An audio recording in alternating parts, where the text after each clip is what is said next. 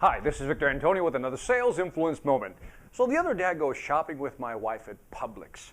Now this goes under the moniker of influences everywhere. So I go shopping with my wife at Publix. We go through the checkout line, the lady rings up the total and then says to my wife, the price is $179.14. That's what the total is for the groceries. Then she signs the credit card, my wife does. The lady then hands a receipt to my wife, and before handing the receipt, she says, loudly, she says, "You've saved $22.19. Now she says this out loud. She says, "You've saved $22.19. And she looks at my wife. Now, I'm observing this and I'm thinking, this is clever because that lady is doing three things. I can tell she's been trained by the company. Just stating it out publicly, she is doing three things. The first thing she's creating an anchor. She has now anchored into us that we have saved money by shopping at that particular store. So now we've anchored that price. We've saved $22. That's the anchor we have in our head.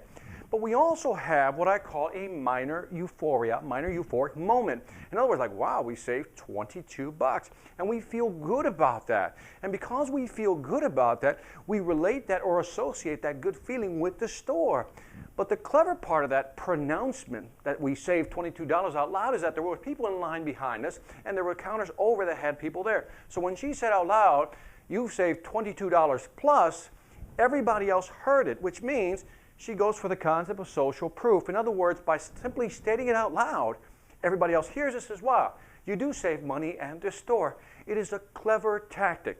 But underlying all this is one key point, that if you do not tell your customers what they're saving by doing business with you, they won't have an anchor in their head. They won't have that euphoric moment, and they won't be able to share that information with anybody else.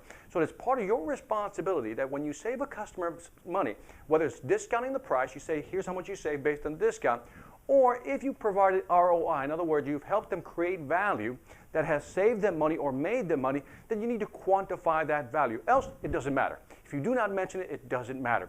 So take that small tip from the lady at Publix, the cashier, who taught me a lesson.